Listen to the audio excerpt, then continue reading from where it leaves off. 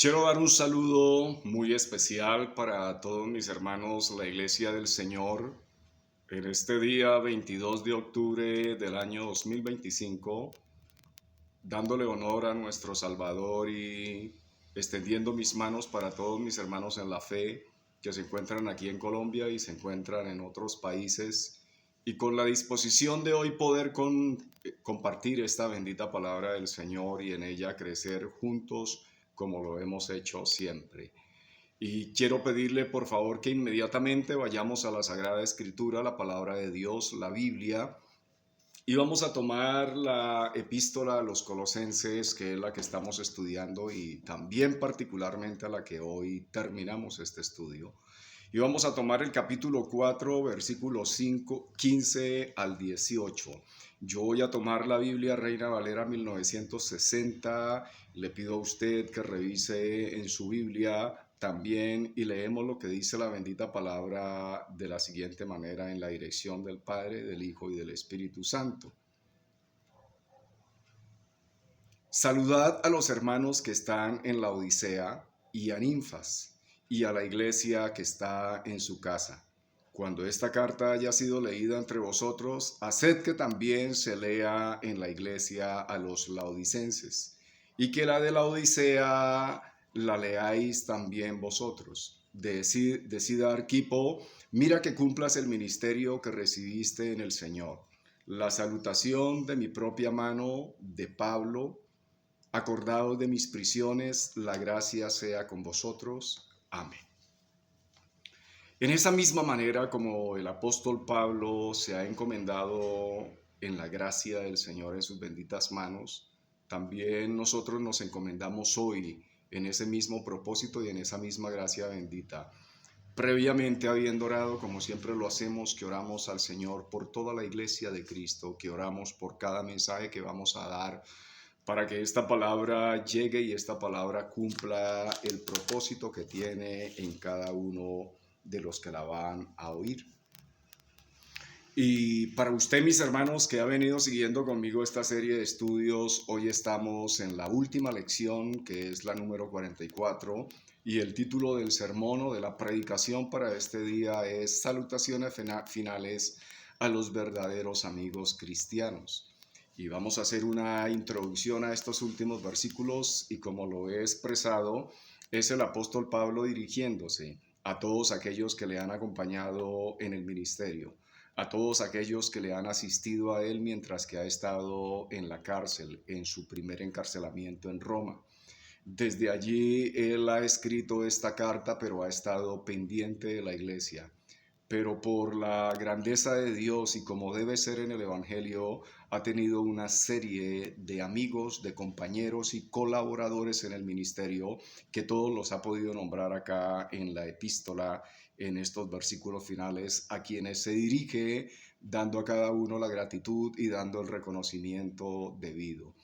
Esto es lo que debe ser en nosotros la iglesia y lo que debe ocurrir. Todos nosotros debemos aprender a ser colaboradores de Dios, como lo dice el apóstol Pablo, colaboradores en la labranza, estar en un solo sentir y todos trabajar por la obra del Señor que es su iglesia, y todos permanecer siempre firmes por la causa de Cristo, y entender que este llamado ha sido dado para todos nosotros. No somos enemigos entre nosotros mismos, sino somos compañeros, como el apóstol Pablo lo consideró, de todos estos varones que son nombrados y también mujeres que son nombradas aquí en la epístola.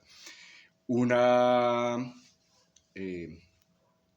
Un lema para terminar hoy es ¿cuál es la marca de un servidor y amigo de la obra de Dios? Recordemos que cada una de las personas que sirven tiene un distintivo, y cada una de las personas que son colaboradores del Señor, su marca ha de ser el servicio, su marca ha de ser la abnegación y la entrega por la obra del Señor. El versículo 15 dice: saludad a los hermanos que están en la Odisea y a Ninfas y a la iglesia que está en su casa.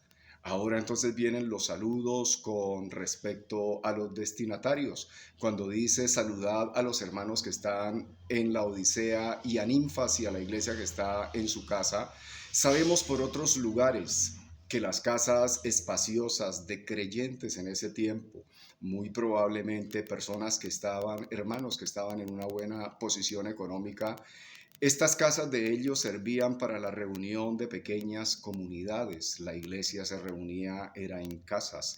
Así fue todo el desarrollo de la iglesia primitiva. No existían los templos como hay en nosotros hoy día, que eso de por sí nos detiene muchísimo y detiene la obra tan maravillosa que hicieron los apóstoles en su momento cuando nace la iglesia, lo que hemos llamado la iglesia primitiva. Ejemplos los vemos, por ejemplo, en Romanos 16, del 3 al 5, donde se nos habla de Priscila y Aquila y la iglesia que estaba en su casa. O en Hechos 12, 12, donde se nos habla del grupo de hermanos que se reunía para orar en la casa de la mamá de Juan Marcos, el que escribió el Evangelio de San Marcos. Justamente cuando Pedro es libertado del encarcelamiento, inmediatamente a donde él se dirige es a ese lugar donde se reunía la iglesia, los hermanos en una casa. De este Ninfas que está aquí siendo nombrado, según algunos manuscritos importantes, aunque también pocos, debería ser ninfa, un nombre femenino. Posiblemente no era un varón, sino era una mujer. Nada más sabemos, solamente el nombre aparece ahí.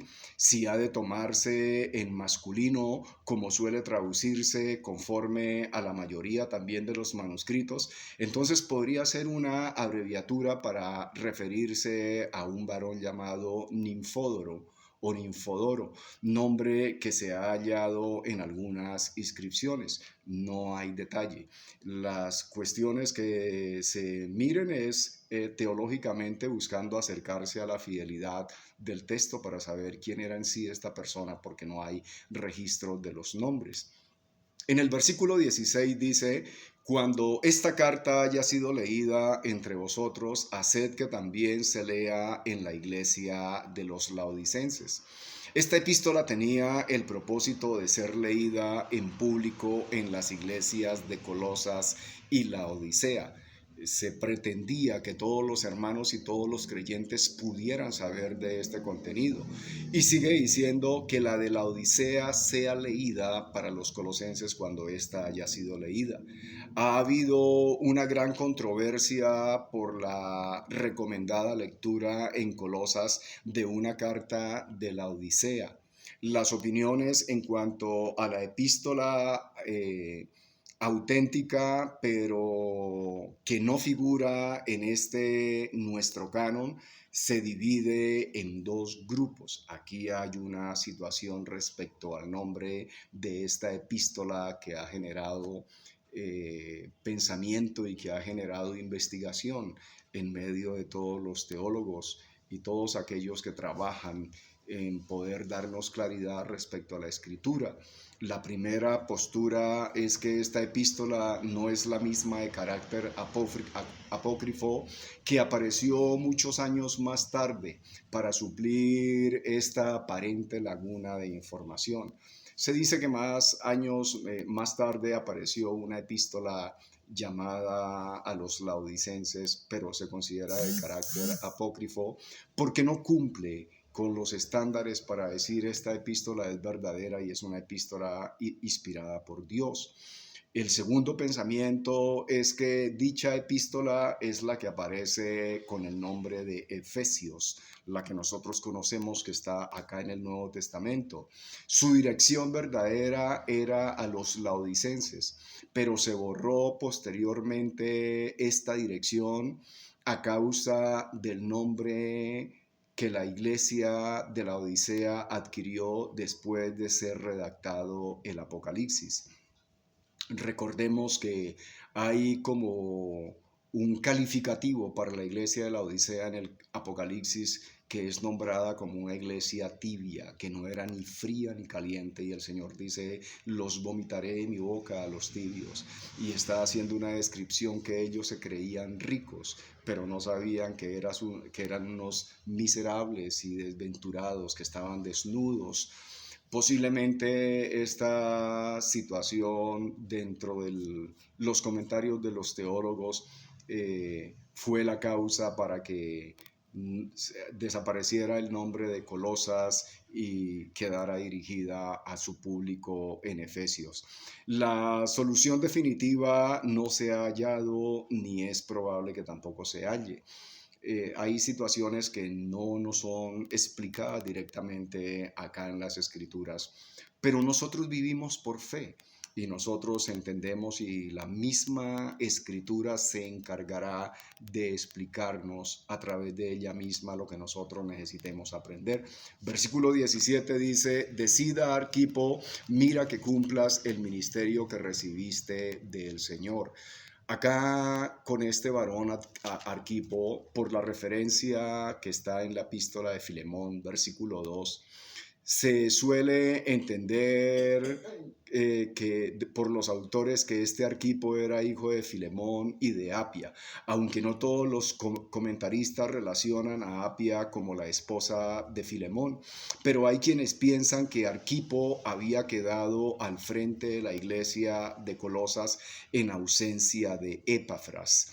Y Pablo le advierte acerca de los peligros que se cernían sobre la iglesia, y el mensaje de Pablo para que cumpliera su ministerio es similar a la exhortación apostólica que también Pablo hace a Timoteo allá en la segunda epístola a Timoteo, capítulo 4, versículo 5, donde el apóstol Pablo le está diciendo a Timoteo esas mismas palabras, que cumpla el ministerio.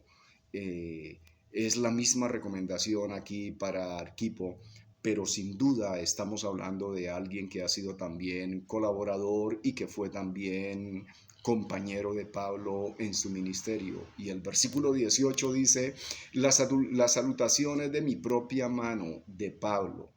Pablo acostumbraba a dictar sus cartas a sus amanuenses o a su secretario, pero con frecuencia añadía su propio saludo personalizado al final de las cartas. Siempre vamos a encontrar este distintivo de Pablo para que se vea la autenticidad y que es de él.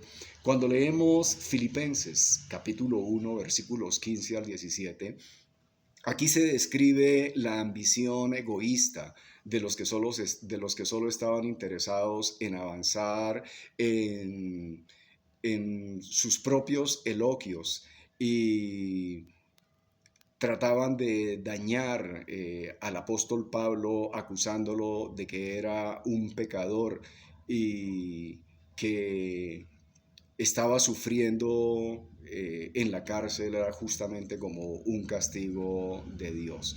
Por eso el apóstol Pablo está diciendo, acordaos de mis prisiones.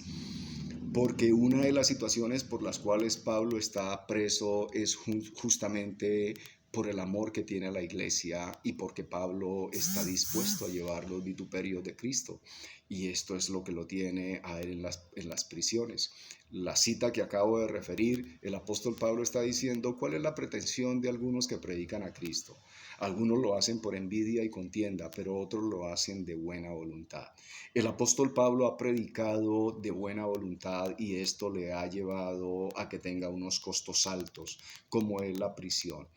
Pero esto es algo que va a incluir nuestro llamado y nuestro ministerio, nuestro servicio al Señor.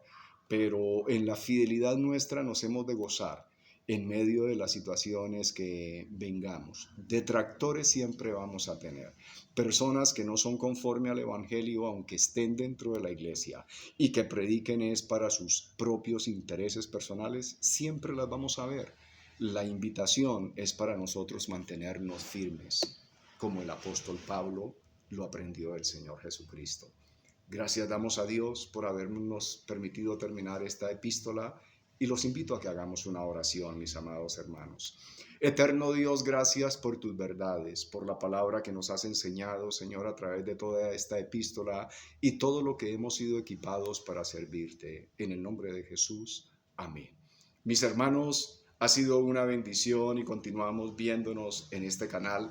Reciba un saludo de este servidor y un abrazo en el amor de Cristo y que el Señor me los bendiga.